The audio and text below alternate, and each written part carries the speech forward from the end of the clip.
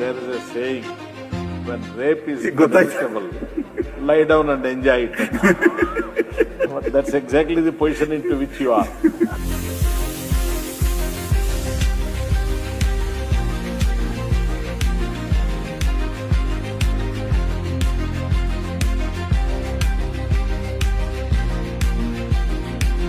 ರಮೇಶ್ ಕುಮಾರ್ ಅವರು ನನಗೇನ್ ಅನ್ಸ್ಬಿಟ್ಟಿದೆ ಅಂದ್ರೆ ಈಗ let us enjoy the situation ಅಂತ ಇದನ್ನ ಕಂಟ್ರೋಲ್ ಮಾಡಿ ಇದನ್ನ ನಿಯಂತ್ರಣದಲ್ಲಿಟ್ಟು ಇದನ್ನ ಒಂದು ವ್ಯವಸ್ಥಿತವಾಗಿ ತೆಗೆದುಕೊಂಡು ಹೋಗೋ ಪ್ರಯತ್ನ ಬಿಟ್ಟು ಈಗ ಮಾತಾಡ್ರಪ್ಪ ಅಂತ ಹೇಳ್ಬಿಡೋದು.